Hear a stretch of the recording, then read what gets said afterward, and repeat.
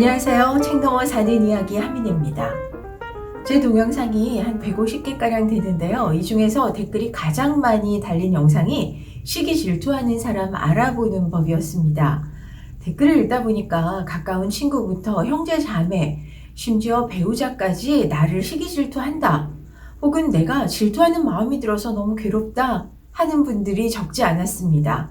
사람은 본능적으로 심지어 원숭이까지 시기 질투를 한다는데, 이걸 무조건 피하거나 괴로워하기보다는 이 감정 에너지를 건설적으로 활용할 방법은 없을까요? 그래서 준비했습니다. 시기 질투를 인생의 약으로 쓰는 법입니다. 질투의 민낯을 쓴 지그문트 엥겔하트가 말하는 질투의 표적, 정말 다양합니다.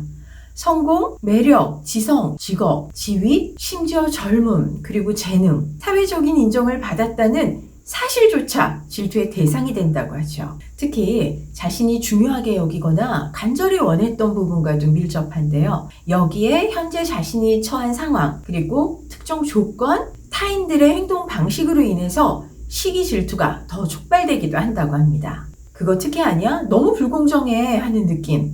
타고날 때부터 금수저라고 환경 차이. 나는 왜 하는 일마다 이렇게 안 되지? 나는 왜 머리도 나쁘고 재능도 없이 타고났을까? 개인적인 사고방식도 영향을 미칩니다. 그런데 이런 질투하는 마음이 전적으로 부정적인 측면만 있는 건 아니라고 하죠. 사회적인 불평등을 좁히기 위한 노력의 동력이 되기도 하고, 나도 저런 사람이 되고 싶어, 저 위치에 오르고 싶어, 저런 물건 꼭 가져야지 하는 마음들이 상황을 바꾸려는 추진력이 되거나 창의력으로 작용하기도 합니다. 제가 지금 간단한 질문 하나 드릴게요. A는 자기 연봉이 10만 불입니다. 그런데 다른 사람들은 8만 5천 불의 연봉을 받아요. B는 15만 불의 연봉을 받습니다. 그런데 다른 사람들은 20만 불을 받아요. 사인님이라면 A를 택하시겠어요? B를 택하시겠어요? 95%가 넘는 대부분의 사람들이 A쪽 10만 불에 다른 사람들이 8만 5천 불을 받는 연봉을 택했다고 합니다. 사람은 내 상황이 좋아서 기분 좋기보다는 다른 사람의 상황이 나만 못할 때 훨씬 더 기분이 좋다라는 사회적인 심리를 보여주는 실험이었습니다. 사실 시기 질투라는 거, 이게 내가 하든 남이 하든 부정적인 감정이 드는 에너지임은 확실합니다. 내가 저 사람 싫어하는 것도 아닌데 왜 자꾸 질투를 하지? 나도 모르게 시기심이 들면 초라해지는 것 같고 속이 상하죠. 그러다 보니 간혹 이런 분들이 계십니다. 내가 시기 질투를 하느니 차라리 시기 질투의 대상이 되는 게 낫겠다. 그 사람들이야 잘 나가든 잘났든 둘 중에 하나일 테니까. 그런데 정말 시기 질투의 대상이 되는 게 나을까요?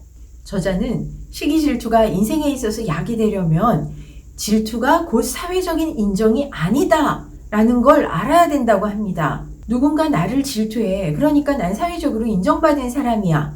이거 상당히 위험한 관점입니다. 사람들은 다른 사람이 성공하거나 성취하는 것에 대해서는 이게 과정상의 노력이 있었다라기보다는 운이라고 생각하기가 쉽습니다. 그리고 간혹 개 중에는 아이고 시기 질투 받아 마땅해 하는 평가를 받는 사람도 있죠. 이 사람들 우월감을 겸손으로 가정해서 은근 과시를 합니다. 인스타에 내일 받았어요 하는 타이틀로 벤츠 핸들 위에 얹힌 손을 올립니다. 이런 행동은 자기 빼고 다른 사람들을 자신의 과시의 대상으로밖에 여기지 않기 때문에 그들한테 진지한 관심이나 눈길을 주지 않게 만듭니다. 더 과장하고 잘난 척하고 허풍을 떨다가 위험에 처하기도 하죠. 질투의 대상이 된다는 거, 이거 양날의 검을 가진 것과 같다라는 거 꼭 명심해야 됩니다. 시기 질투를 인생의 약으로 쓰는 법. 두 번째는 자신의 질투 유형을 정확하게 파악하는 겁니다. 보통 시기 질투 3가지 유형이 있다고 하죠. 첫 번째는 후퇴적인 질투. 자기 자신을 작게 느끼는 데서 기인합니다. 난 저렇게는 못 될 거야. 다른 사람들의 성공을 보면서 자꾸 위축돼서 다른 사람들이 나보다 행운이나 능력을 더 가졌다고 생각하는 겁니다. 그런데 이런 후퇴적인 질투하는 사람 주변에서 알아보지 못합니다. 왜냐? 티를 내지 않거든요. 이렇게 자꾸 자기 내면으로 향하는 반응은 스스로를 갉아먹게 되죠. 다른 사람의 성공을 볼수록 무기력해지고 점점 체념적인 반응을 하는 아주 슬픈 질투입니다. 두 번째는 아주 대표적으로 우리가 흔히 보는 이 적대적인 질투입니다.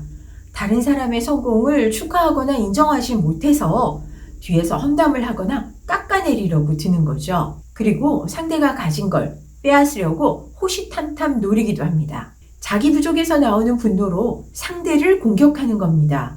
상대방한테 더 거만하게 굴거나 뒷담화를 하기도 하고 상대를 곤란한 지경에 빠뜨리기도 하죠. 세 번째 유형은 선망적 질투, 일명 하얀 질투라고도 불립니다. 시기 질투의 긍정적인 활용입니다. 다른 사람이 먼저 성공했다는 게 마음이 좀 아프기는 하지만 나의 다음 기회를 위해서 동기부여로 삼는 겁니다. 그 사람을 벤치마킹 하기도 하고 그 사람이랑 친해져서 어떻게 하면 성공을 했는지 적극적으로 물어보기도 하죠. 어떠세요? 사인님은 어떤 유형으로 질투를 하고 계세요? 아무래도 속이 쓰리다 하는 부정적인 에너지를 긍정적으로 활용할 수 있는 질투법으로 전환해보는 게 바람직하지 않을까요? 시기 질투가 인생에서 약이 되는 이 세 번째 방법은 삶의 만족도를 높여두는 겁니다. 이게 얼핏 들으면 좀 애매한 것 같은데 일상에서 실천하기는 정말 쉽습니다. 좋은 사람들과 함께하면서 같이 식사하고 서로 격려하고 인정해주고 자주 웃는 이 일상의 모든 일들에 해당이 됩니다. 아울러서 성공의 기준을 다른 사람들과의 경쟁에 두지 않고 자기 자신과의 목표를 달성하는 것에다 두는 것 또한 삶의 만족도를 높이는데 일조를 한다고 하죠. 사람은 결국 모든 것을 다 가질 수 없다. 왜 시간이 유한하기 때문이다. 이 사실은 나이가 들면 자연스럽게 알게 됩니다. 공들여 얻는 게 있으면 그만큼 비는 부분도 생기기 마련이죠. 그래서 심리학자인 마틴 셀리그만 박사는 행복의 설정값이 중요하다라고 했습니다. 행복 설정값, 행복이나 만족에 대해서 사람의 마음속에 애초부터 정해져 있는 기본 설정값이 있더라라는 건데요. 예를 들어서 우리가 집을 사든 차를 사든 처음에는 엄청 좋지만 점점 그 기쁨이 줄어들면서 어떤 단계에 이르게 되죠. 그게 바로 최초의 설정값이라는 겁니다. 그래서 우리한테는 이 설정값을 어디에다가 맞춰두는가 상당히 중요합니다. 그리고 이거 본인이 맞출 수도 있어요.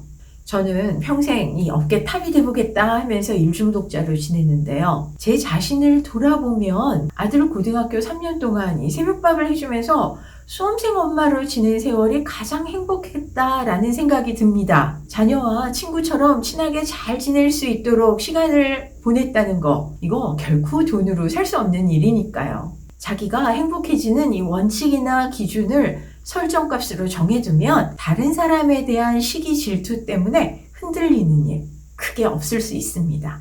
어떠셨어요? 짧은 영상이지만 사인님들께 조언이나 위로가 될 수 있으면 좋겠습니다.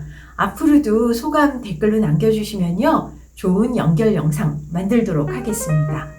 저는 곧 다시 찾아뵙겠습니다. 고맙습니다.